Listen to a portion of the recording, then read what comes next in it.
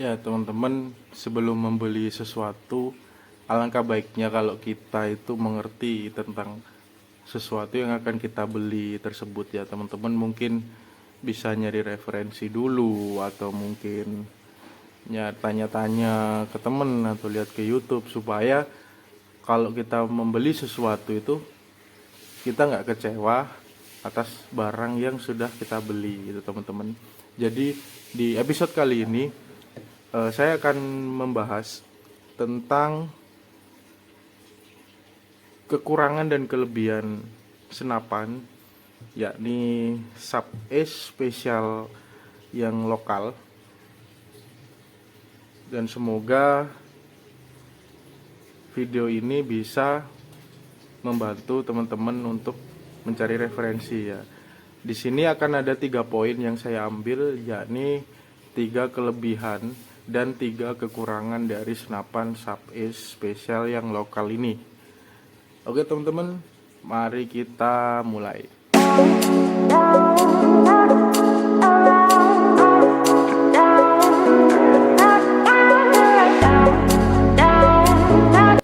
Untuk kelebihan yang pertama, ini adalah dari segi harga ya teman-teman. Senapan ini paling mahal saya temukan itu dibanderol dengan harga Rp499.000 atau Rp500.000, itu paling mahal yang saya temukan. Yang lainnya di bawahnya Rp500.000. Jadi untuk senapan uklik baru dengan harga segitu itu menurut saya murah ya teman-teman. Bisa dibilang itu termurah karena di range harga segitu itu di bawahnya lagi itu tidak banyak, cuma mungkin ada seperti Benjamin atau apa itu yang mungkin spesifikasinya tidak sama dengan ini. Yang lain mungkin lebih bagus atau harganya di atas dari Rp700.000. Jadi ini kenapa saya jadikan suatu kelebihan, karena dia punya harga yang termasuk termurah ya. Senapan baru harganya Rp500.000 ke bawah itu murah banget. Dan untuk kelebihan yang kedua itu dari segi spesifikasi ya teman-teman. Untuk senapan ini dengan harga yang segitu, dia punya spesifikasi yang bukan main teman-teman. Dia punya tabung OD25. Ini powernya waktu saya pakai itu lumayan gede ya teman-teman. Jadi dengan tabung segitu, dia tabungnya itu ini teman-teman, mirip atau persis dengan tabungnya Sub Garuda. Cuman beda di bahan atau material aja. Tapi dengan tabung ukuran segitu itu powernya gede dan dia punya sistem chamber yang model seperti ini, model tumpuk seperti ini. Jadi dari tabung yang gede itu langsung dilempar ke laras. Jadi dia punya power yang lumayan teman-teman. Di range harga segitu itu powernya lumayan gede. Kita pakai mimis dengan 12 grain, dia masih bisa lari dengan bagus. Dan dia juga menggunakan laras 60 cm OD8. Untuk ulirnya ini ada yang 9, ada yang 12 tergantung pabriknya teman-teman. Terus dia sudah pakai serombong stainless seperti ini OD13. Dan semua material ini baja ya teman-teman. Dengan harga segitu nih bukan plastik nih. Jadi otomatis dia punya ketahanan yang lebih bagus. Dengan power gede, akurasi yang cukup menurut saya. Jadi dia punya keunggulan nih di spesifikasinya ini dengan harga segitu. Kalau dibanding dengan harga yang sama, yang lainnya itu masih di bawahnya dia. Untuk kelebihan yang ketiga, dia ini dalam hal perawatan, upgrade atau mungkin perbaikan ya teman-teman, dia ini mudah, simple banget. Jadi dia punya konstruksi yang memudahkan kita kalau kita mau mengotak-atik senapan ini. Contohnya misalnya teman-teman nggak puas dengan akurasinya, teman-teman mau ganti laras, itu tinggal lepas aja ini dratnya, drat ujungnya buat peredam ini dilepas, udah larasnya tinggal dicopot aja, udah keluar, teman tinggal ganti laras.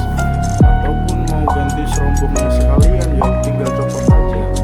Terus misal teman-teman mau ganti sehernya teflon, ya udah tinggal lepas ini aja dan bisa diganti. Termasuk dalam perbaikan ketika dia mengalami kerusakan, karena penyakitnya ya gitu aja teman-teman. Jadi itu kalau nggak bocor yang ngempos, udah itu aja fungsinya. Kalau kita menggunakan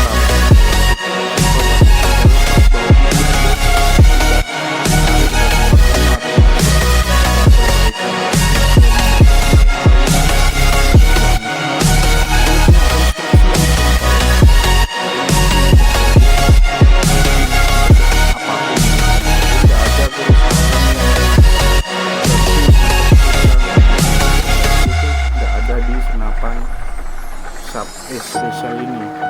Paling yang mungkin memerlukan alat-alat khusus adalah ketika baterianya ini terlepas atau gimana, dan ini pun juga nggak gampang terlepas ya teman-teman, kecuali kalau habis jatuh atau apa, kan ini udah cukup kuat banget. Setelah kita bahas 3 kelebihannya tadi, kita akan bahas 3 kekurangannya juga, karena tidak ada hal yang sempurna di dunia ini ya teman-teman. Semua pasti ada kelebihan dan kekurangan, ada plus minusnya. Oke. Untuk kekurangan yang pertama, yakni kualitas parts dan kualitas pengerjaan yang menurut saya pribadi kurang berkualitas ya teman-teman, kurang rapi. Ya mungkin karena ini home industri ya, lokal, jadi dia terkesan tidak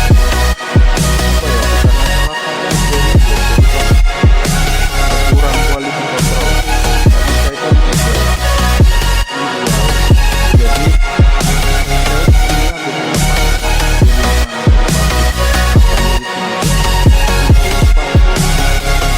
ada aja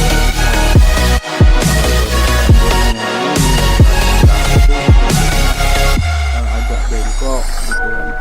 Ya walaupun larasnya tetap lurus, tapi serombongnya agak bengkok, ini kan otomatis mempengaruhi penampilan. Terus yang kedua adalah pengerjaannya ini, kayak di sini nih, kalau teman-teman lihat di lubang pipa ini yang buat pompa ini tuh masih kasar teman-teman, kasar banget. Otomatis secara tidak langsung ini cepat atau lambat itu akan merusak klep. Nah ini klepnya aja udah mulai robek lagi teman-teman. Nih kalau teman-teman lihat ini kasar, di sini nih rawan robek teman-teman. Di sini pengerjaannya memang kurang rapi, dan parts-parts yang digunakan juga kualitasnya mungkin masih standar ya, bisa dibilang bukan kualitas yang terbaik, atau mungkin dia tidak ada quality control yang ketat. Jadi setiap produk yang keluar itu pasti ada aja lah dia entah apanya gitu kan. Jadi teman-teman harus perhatikan dulu juga di sisi itu, supaya teman-teman kalau membeli itu nggak sampai menyesal di kemudian hari. Untuk kekurangan yang kedua yang saya temukan ini, larasnya suka ngacak teman-teman. Ini bukan dari kualitasnya, setelah saya periksa ngacaknya bukan dari kualitasnya, tapi memang dari konstruksi larasnya. Jadi ini kan ada serombong UD13 yang langsung masuk ke chamber sini, di dalamnya ada laras UD8 yang langsung masuk juga di dalamnya sini. Nah celah antara laras dan serombong ini seperti ini teman-teman. Nah di dalamnya itu ada karet pengganjal, tapi karetnya ini kurang tebel, jadi laras itu masih oklok gini di dalamnya, itu kadang suka goyang gini. Nah ini yang bikin akurasi ngacak. Misal kayak teman-teman 5 kali pompa dengan power standarnya dia, oke lah teman-teman dapat akurasi yang sama. Tapi ketika teman-teman merubah jumlah pompa itu dengan tekanan yang lebih besar, dia akan punya hentakan yang berpengaruh sama laras di dalamnya ini. Jadi kadang kala itu tiba-tiba tembakannya teman-teman itu kok jauh gitu kan.